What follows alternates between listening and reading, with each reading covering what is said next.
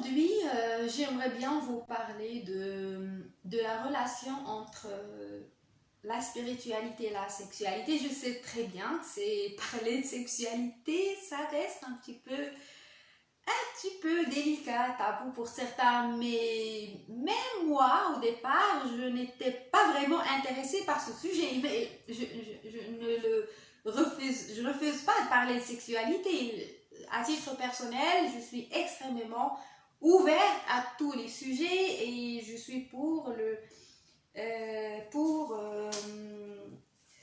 parler de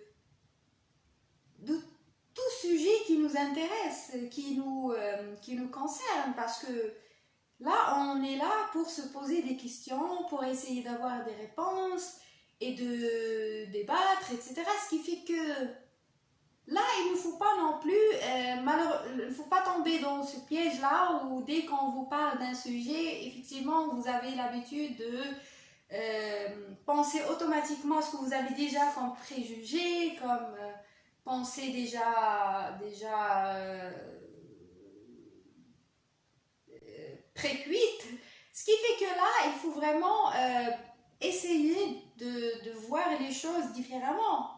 Là, par exemple, j'aimerais vraiment vous parler de le lien entre la sexualité et la spiritualité, tout simplement parce que j'ai compris qu'il y a un lien, mais un lien très puissant, c'est-à-dire un lien entre la sexualité et la spiritualité qui est vraiment un lien puissant, pas un lien puissant, mais c'est juste que la sexualité et la spiritualité en quelque sorte sont liées parce que tout ce qui existe suite à un lien ou une relation sexuelle. Là, encore une fois, je ne parle pas de la relation sexuelle telle qu'on la connaît, c'est-à-dire une relation entre un homme et une femme, une relation de pénétration comme on la conçoit. Ce n'est pas de ça dont je parle. Je vous explique. En effet, la sexualité en vérité, elle est loin de tout rapport sexuel qu'on voit, c'est-à-dire que ça dépasse un rapport sexuel entre deux personnes. C'est loin de là. Certes, ça c'est une partie de la sexualité qui est exprimée entre deux personnes. Par contre, la sexualité, elle dépasse un rapport sexuel. La sexualité, c'est le mariage de deux choses, de deux contraires. C'est-à-dire le mariage entre on va dire, le féminin, le masculin, le jour, la nuit, le bien, le mal. Ce qui fait que tout ce qui existe dans cette vie existe grâce à un rapport sexuel. C'est-à-dire que là, le soleil, la lune, par exemple, eh bien, c'est-à-dire sont en train d'exprimer ou de faire un rapport sexuel avec c'est-à-dire ce vient de jour et nuit. Là, vous avez le jour, plutôt vous avez la nuit. Ben, ce qui fait que là, on est dans une forme de conjugaison. Ce qui fait que la lune se conjugue au soleil.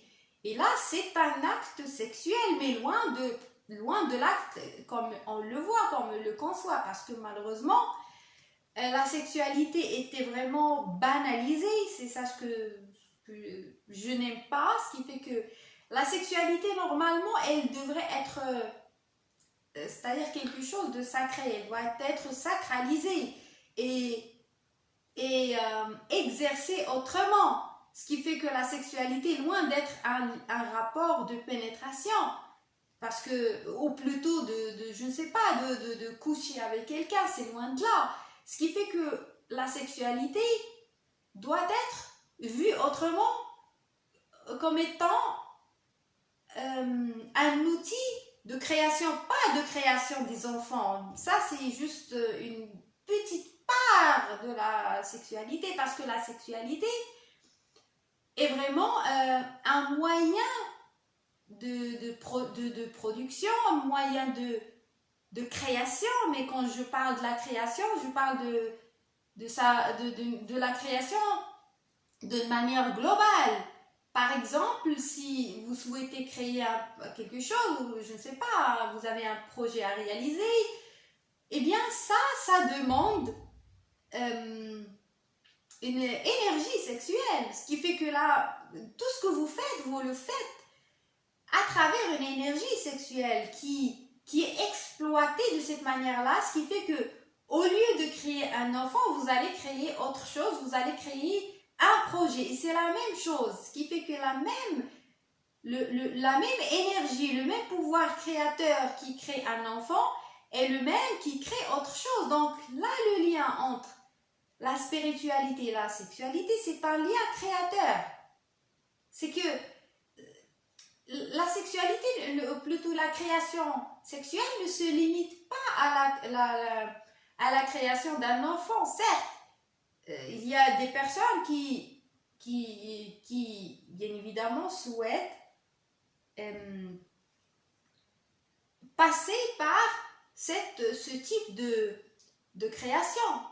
Mais là, ça reste une expérience personnelle parce que chacun a sa propre expérience et chacun est invité à vivre sa propre expérience. Pas tout le monde est invité à avoir des enfants, c'est loin de là. Parce que malheureusement, la sexualité, elle est tellement banalisée et surtout, on croit que toute femme ou toute personne doit avoir un enfant, ce qui est vraiment malheureux. Ça, c'est un désastre et vraiment un problème qu'on a et que la majorité des personnes parfois culpabilisent parce qu'elles n'ont pas pu avoir un enfant. Alors qu'elles n'ont pas fait pour avoir un enfant. Parce qu'il ne suffit pas d'être... c'est-à-dire d'avoir un organe génital qui permet d'enfanter qu'on est dans l'obligation d'avoir un enfant, c'est loin de là. Certes, ça c'est une partie de la vie humaine, mais c'est une toute petite partie qui ne définit pas l'humain en lui-même, parce que quand on parle de la sexualité, c'est quelque chose qui nous permet de déployer notre potentiel et surtout de dévoiler notre pouvoir créateur. Parce que nous, on est des êtres créateurs. On est sur cette terre pour créer quelque chose. C'est de sortir quelque chose de l'intérieur et de la concrétiser dans l'extérieur. Et cette création-là, elle se fait à travers une énergie sexuelle, mais quand je parle de l'énergie sexuelle, je ne suis pas en train de parler c'est-à-dire d'une certaine frustration sexuelle qu'on va exprimer à travers la réalisation de projets, c'est loin de là. Mais je parle d'une énergie vitale, d'une énergie de vie. C'est-à-dire que l'énergie sexuelle, elle n'a rien à voir avec le sexe qu'on le voit ou avec la sexualité telle qu'elle est, telle qu'on la conçoit habituellement. Loin de là, c'est une énergie de vie, ce qui fait que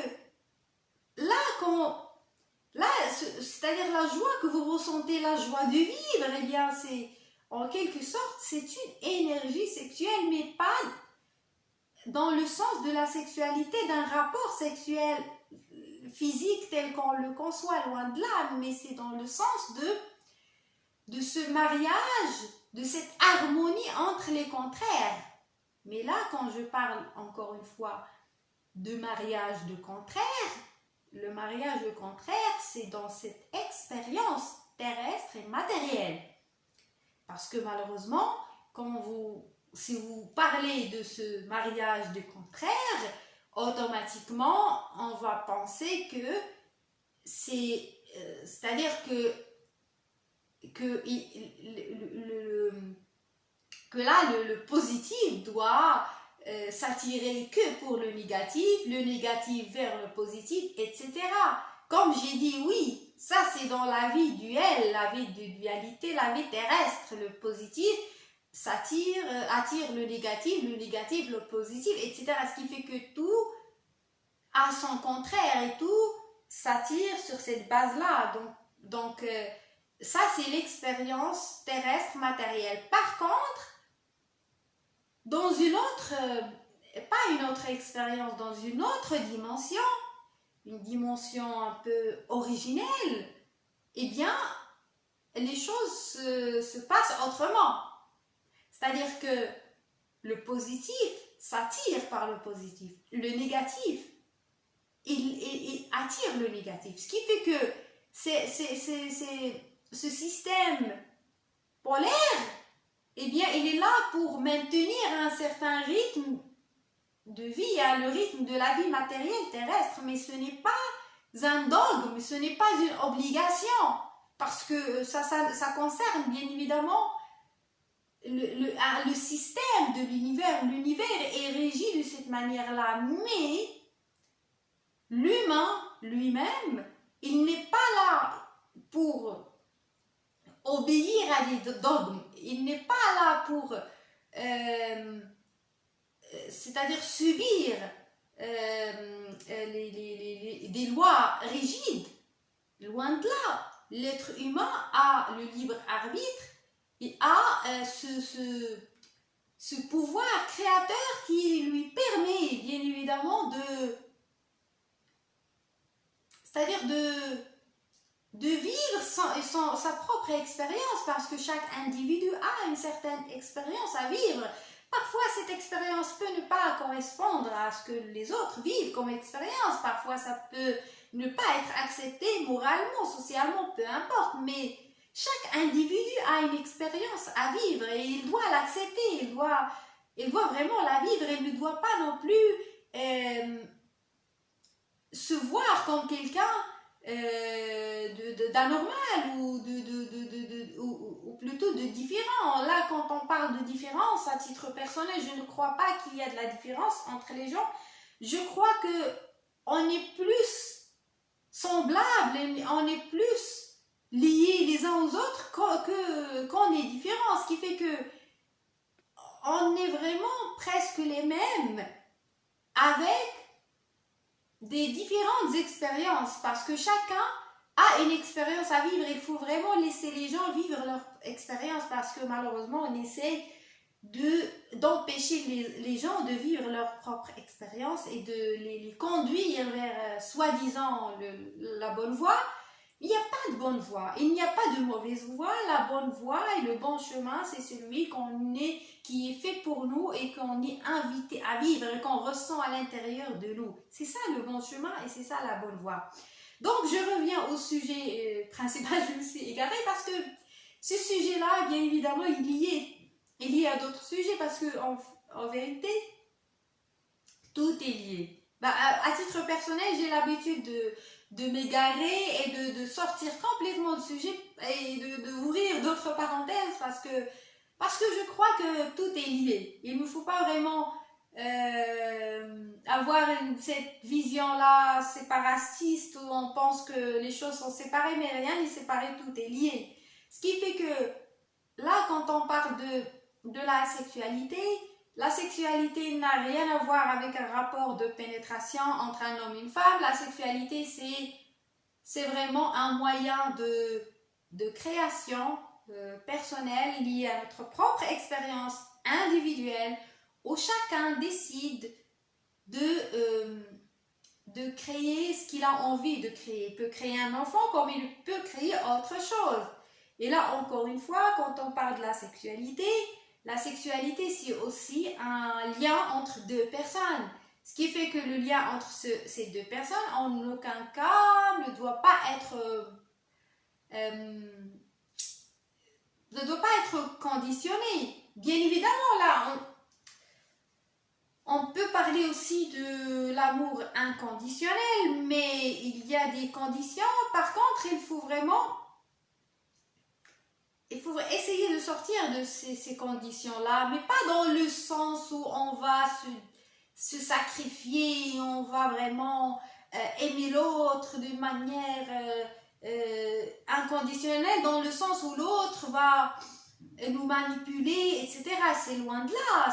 Il faut vraiment s'éloigner de ça. Il faut vraiment être quelqu'un de souverain, quelqu'un qui a une personnalité, quelqu'un qui a un pouvoir personnel individuel, mais aimer inconditionnellement, c'est-à-dire que aimer l'autre comme il est, avec ses défauts, avec ses qualités, et l'aimer indépendamment indépendamment de ce qui le caractérise matériellement, physiquement. Ce qui fait que normalement on doit aimer les autres pour ce qu'ils sont à l'intérieur, c'est-à-dire les aimer parce qu'on est en quelque sorte attiré par leur âme et par leur énergie. Et bien, à titre personnel, je donne plus d'importance c'est-à-dire à ce que je ressens vis-à-vis des autres, ce qui fait que dans la majorité des cas, il y a des gens qui m'attirent juste par leur énergie. Je ressens quelque chose, ils m'envoient quelque chose et cette chose me transcende, me transperce et même si ce qui fait que ce que je vois, même si parfois leur physique ne correspond pas à ce que moi j'aime, mais leur énergie me correspond. Ce qui fait que il faut vraiment sortir pas cet amour. Je ne suis pas en train de parler d'amour dans cette vidéo, mais juste de sortir de ce schéma conditionnel où on est à la recherche des conditions. Ce qui fait que aimer quelqu'un inconditionnellement, cela ne veut pas dire qu'on va tout accepter, loin de là. On peut très bien aimer cette personne en la laissant partir, tout simplement. On peut aimer, mais là quand je parle de l'amour, ce n'est pas l'amour tel qu'il est conçu, tel qu'on le voit. Encore une fois, ça rejoint aussi la sexualité, parce qu'on a une mauvaise image de l'amour. On pense que l'amour, c'est ce qui est romantique tel qu'on le voit. L'amour, c'est loin de là. L'amour, c'est cet état d'abondance, cet état de plénitude, de joie, de bonheur qui est vraiment inconditionnel, ce qui fait que moi, j'aime tout ce qui existe. J'aime la vie telle qu'elle est. Ça, c'est de l'amour, ce qui fait que j'aime les défauts, les qualités de cette vie. Tout ce qui existe pour la bonne raison et doit exister. Ce qui fait que pour moi, l'amour, c'est une forme de tolérance. C'est la tolérance. C'est de tolérer tout ce qui existe, de laisser exister ce qui doit exister. Ce qui fait que là, aimer inconditionnellement, c'est aimer aussi de loin. Parce que quand vous parlez de l'amour tel qu'il est conçu, l'amour romantique, etc., eh bien pour moi, ça c'est plus de la dépendance affective que de l'amour. Mais ça rejoint aussi la sexualité, parce que quand on parle de la sexualité, on parle aussi de l'amour, parce que malheureusement, la sexualité, elle est très banalisée, parce que quand vous parlez de sexualité, vous avez une idée dans la tête, c'est une relation de pénétration entre un homme et une femme. Alors que quand vous dites ça, pour vous, il suffit d'avoir un vagin, d'un pénis et d'avoir une activité sexuelle. Mais est-ce que la sexualité est limitée à ça? Parce que les conservateurs veulent la limiter à ça. Pour moi, non. La sexualité, c'est aussi le mariage des âmes. C'est aussi un lien entre les âmes.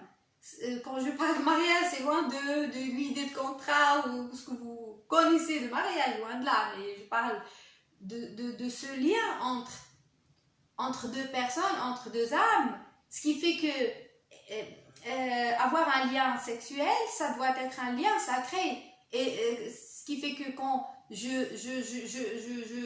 quand j'ai un rapport sexuel avec une personne, eh bien ça doit être un rapport entre mon âme et son âme, et pas entre des corps. Bien évidemment, le corps est là, mais là, le corps, il est là pour répondre aux besoins de l'âme. C'est l'âme qui a envie de s'exprimer à travers un corps. Et en aucun cas, cela doit être conditionnel, ce qui signifie que l'amour ou la sexualité, c'est quelque chose de spirituel. Ça n'a aucun lien avec ce qu'on essaye de nous imposer. Parce que quand vous dites qu'il faut obligatoirement que la sexualité ou que l'amour soit c'est-à-dire répond à un besoin purement physiologique, ça c'est vraiment une catastrophe. Et là, ce qui est encore pire, c'est qu'on essaye de nous imposer une vision archaïque avec l'hétéronormativité, c'est-à-dire que là, vous ne pouvez pas vous exprimer votre amour à la personne de votre choix, mais vous devez bien évidemment correspondre à ce qu'on vous a imposé. Vous devez bien évidemment aller chercher, on va dire, une relation purement hétérosexuelle, c'est-à-dire que, par exemple, si vous êtes une femme, vous devez être avec un homme parce qu'il a un pénis, ça s'arrête là. Ça s'arrête là, il n'a rien d'autre de différent qu'une femme, mais il a un pénis. Ce qui fait que là, c'est vraiment une insulte à la sexualité et à la spiritualité, parce que là, quand vous êtes en train de combattre, c'est-à-dire l'amour pour tous, la sexualité pour tous, c'est-à-dire que quand deux personnes s'aiment, eh bien, ne s'aiment pas parce que l'autre a un pénis ou parce que l'autre a un vagin, c'est loin de là. Ils peuvent s'aimer pour d'autres raisons, des raisons inconditionnelles. Ce qui fait que là, c'est vraiment, je pense que ça c'est vraiment, je ne sais pas si ça vient de l'ignorance, mais ça vient de la manipulation, c'est vraiment incohérent. Parce que quand on parle de la spiritualité, et normalement on est censé être au-delà du corps, on est censé vraiment parler d'âme, parler d'esprit, parler de tout ce qui est extrasensoriel, parce que là, les mêmes personnes qui vous parlent de Dieu, c'est les mêmes qui vont, bien évidemment, vous caser, vous mettre dans des cases où vous avez ce corps, c'est bon, vous êtes dans l'obligation. Si vous avez un corps avec un vagin, vous devez avoir un homme parce qu'il a un pénis. Si vous êtes un homme avec un pénis, vous devez avoir une femme parce qu'elle a un vagin. Ça n'a aucun lien avec la spiritualité, ce qui montre une certaine attitude hypocrite de la part de ce mouvement conservateur qui essaie bien évidemment tout simplement d'utiliser la religion, la spiritualité pour bien évidemment dominer les gens, pour les contrôler, pour les empêcher de vivre ce qu'ils veulent vivre tout simplement. Eh bien, la sexualité, c'est à la fois un lien entre deux contraires, certes, mais c'est aussi un lien entre deux âmes. C'est-à-dire que la sexualité, c'est aussi le mariage entre des choses qui se ressemblent, des choses qui sont identiques. Ça n'exclut pas, c'est-à-dire quand on parle de cette polarité où la chose est attirée par son contraire, ça n'exclut pas le fait d'être attiré par la chose qui est semblable.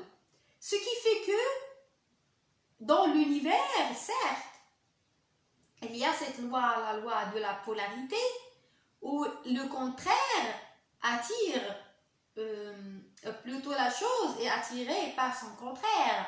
Mais ça n'exclut pas, c'est la possibilité que les semblables s'attirent. C'est loin de là. Normalement, ce sont les semblables qui doivent s'attirer. Ça, c'est dans un autre plan. C'est-à-dire que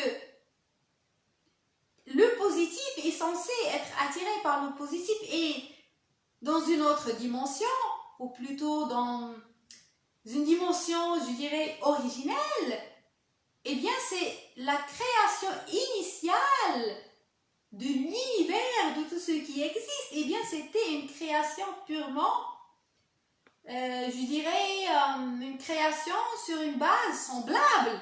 C'est-à-dire que le positif lui-même s'est créé à partir d'un lien avec le positif, parce qu'il n'y avait rien d'autre, parce que il n'y avait pas de dualité, il n'y avait pas de polarité, il n'y avait que, c'est-à-dire le positif et le négatif étaient un.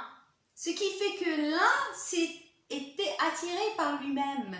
Et c'est ça ce qui a donné la création. Parce que le un, qui est à la fois la chose et son contraire, eh bien, s'est posé cette question, qui suis-je? Et grâce à cette question-là, qui suis-je? Il y a eu toute une création, mais cette création, à cette fois-ci, était une création dans la dualité. Ce qui fait que le un s'est divisé en quelque sorte, est devenu deux, ça a donné le féminin, le masculin, le bien, le mal, etc. Ce qui fait que pour qu'il puisse se connaître, il était dans l'obligation de vivre une expérience duelle, de dualité, pour qu'il puisse revenir à lui-même. Revenir à quoi? Revenir à son unité. Et c'est quoi cette unité? C'est qu'il est un, que le féminin et le masculin sont un, et qu'il est à la fois féminin et à la fois masculin, et que c'est-à-dire que cette séparation-là qui va vivre va lui permettre de découvrir qu'il est un être complet et que il contient en lui toutes les choses, tous les contraires. Ce qui fait que la création initiale, c'était une création purement non duelle, purement semblable, ce qui fait que le positif était attiré par le positif, le négatif par le... Mais dans une autre dimension, il n'y a pas de notion de bien et de mal, il n'y a pas de notion de moralité, mais c'était juste pour expliquer, il n'y a pas de négatif, il n'y a pas de positif, il y a juste ce qui est, ce qui existe, il n'y a même pas de nom où on ne peut pas nommer les choses.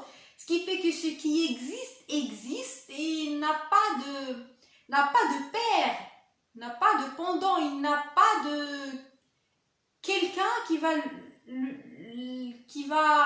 jouer le rôle c'est-à-dire d'un contraire, c'est loin de là. Ce qui fait que la création initiale n'était pas une création sur une base polaire. La polarité et le système de contraire, c'est un système purement terrestre. C'est pour cette raison qu'il faut comprendre ça et sortir cette notion de morale qui vraiment là, c'est vraiment...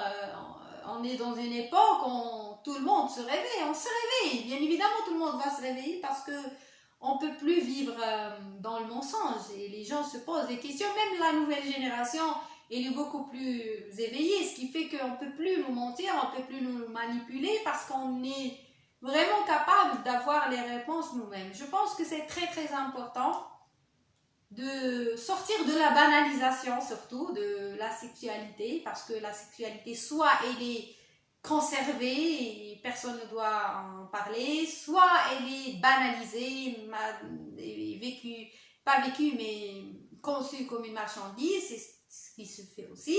Ce qui fait que là on est dans deux visions complètement extrémistes. L'autre essaie d'étouffer la sexualité, de vraiment la voir comme une honte, etc. Et l'autre essaie de l'utiliser à des fins commerciales. Et ça, c'est vraiment grave. Alors que la sexualité, c'est vraiment quelque chose de sacré, qui doit être vraiment vu autrement et qui ne doit pas vraiment être... ne faut pas non plus vraiment avoir cette habitude-là de vraiment